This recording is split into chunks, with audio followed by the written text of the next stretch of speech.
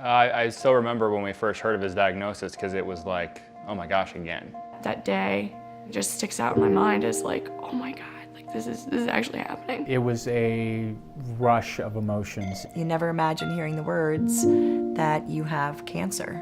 It changes you. It changes your life. You think your life is over. I mean, immediately you think you're going to be dead the next day. You don't think about leaving.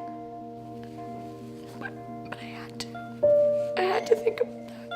I look back at those things that we won't be able to share together. Like I won't be able to have her at my wedding. I won't be able to have her there to meet my children and my wife.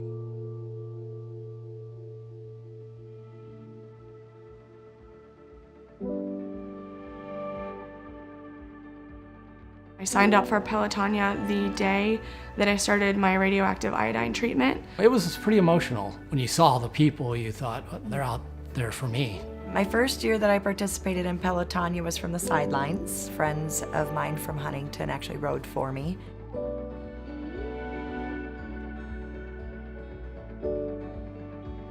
Well, good morning, everyone. I wanted to welcome you to the James. My name is Katie Keeney, and I have the pleasure of managing the volunteer program here at the hospital. I also just wanted to wish each of you who are riding this weekend a safe, fun, and inspirational ride. Hope that you know how much you're doing, to support what we do here on a day-to-day basis. And now we'll begin our tour. We toured my experience at some level. The day behind the scenes at the James was incredible for me. I had no idea how far we've come in 4 years since I was diagnosed. This is new. This is really cool. They're taking you here. We're on the 18th floor. We're going to the new digital pathology space. So how this works is we take these racks of glass slides from patients. Within minutes, I can have the patient's material scanned and available to be for review. Patients anywhere in the world can go to a website, log in and send cases to us at OSU. So this is going to be a game changer in pathology diagnosis. They're working with countries all around the world. They can literally diagnose, consult on their patients, their slides. I mean, I thought to myself, wow, that's amazing. That was fascinating. My assumption is they have my information in there somewhere. What else can I do with the image? I can run an algorithm using machine learning and artificial intelligence and ask the computer to find similar cancers. Just like you search on Google for the best restaurant or the best pizza, I can put this image in Google and ask for it to search for similar images which have been diagnosed by experts. This is cool because this makes pathology more objective. So OSU will be at the cornerstone of this technology, but this had started based on the funding from Pelotonia. Without that initial money and support, we wouldn't have launched this project. That's amazing with the different slides and able to put that up and immediately diagnose in ways with using computers and big data and learning and stuff. And that wouldn't have happened but for Pelotonia. I thought that was really impressive that our contribution was directly affecting that type of work. I really appreciate all your support from Huntington and from Pelotonia. Thank you for what you're doing. Keep doing what you're doing. Thank you. So our lab does a lot of work with precision cancer medicine. Before, it was kind of like to classify cancer by where it is in your body, right? That's how you treated the cancer. If you had lung cancer, you got one therapy. If you had leukemia, you got another therapy. But that paradigm is kind of shifting now more towards a genetic classification of cancer. So a patient that has breast cancer and lung cancer with the same genetic alteration could get the same kind of therapy. I feel like the FDA categorizes things by what kidney cancer versus lung, and right so now how does that affect your process? That's actually changing now too. So there was a recent study for an immunotherapy, and it was the first time the FDA had ever approved a drug based on a biomarker, not a disease site.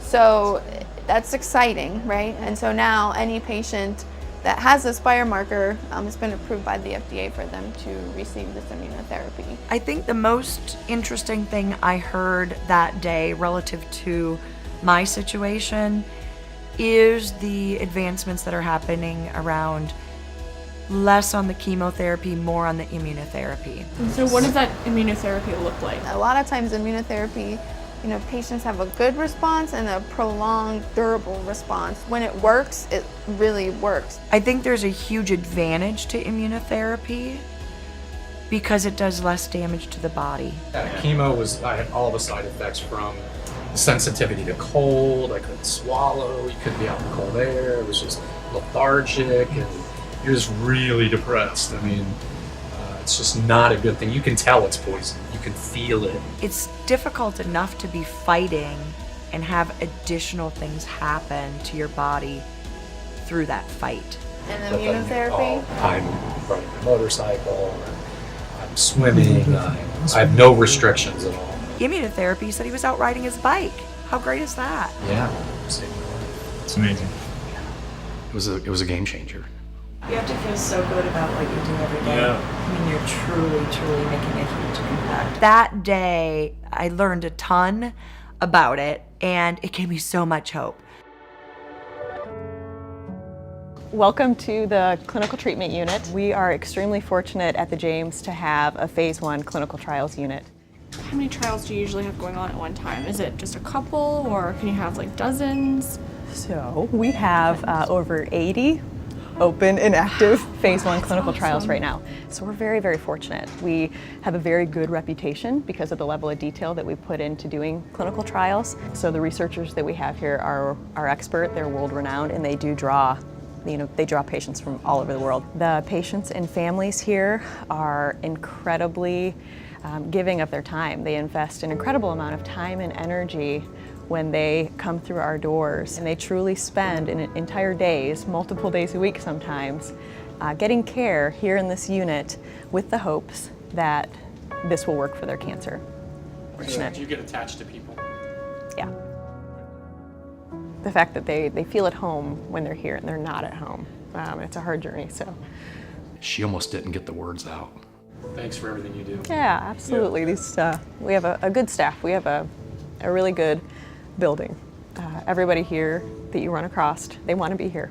It's not just a job. They're here because they're invested and they care, and they want to make a difference. So it's an honor to be part of the team. Now we're all good. I know. I think that spoke volumes. She touched me. I was thoroughly impressed with how much compassion she has for the people that she serves. I think her passion moved so many of us that day. That emotion that she expressed. I mean, that's within many of the staff that work there. It's a good place. It's a good culture. I hope that those of you who have been here have had a good experience. The research, of course, is critical, but the people impact your mental state when you're fighting the battle. It makes you want to fight more.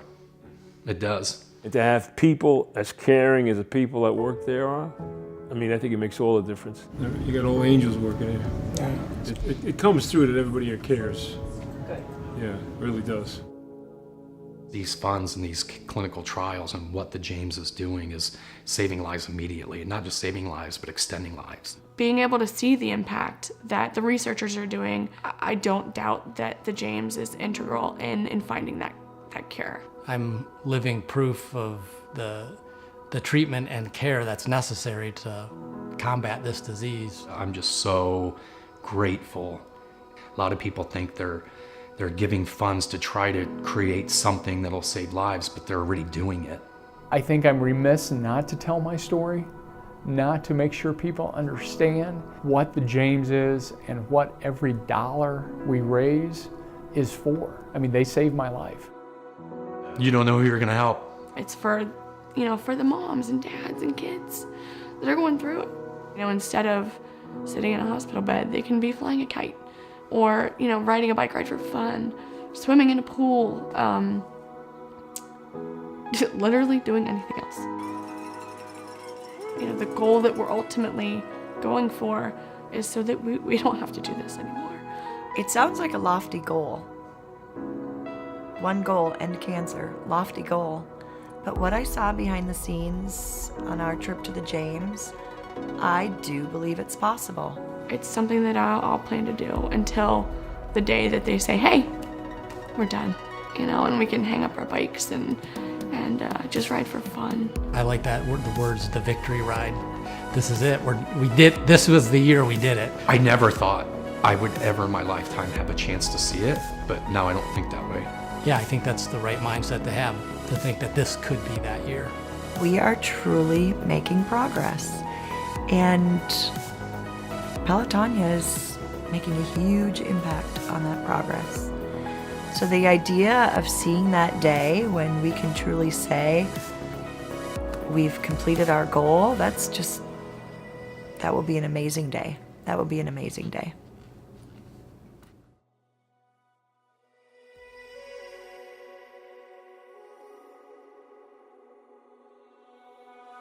You're doing the 100 next year, right? That's what I'm hoping to do.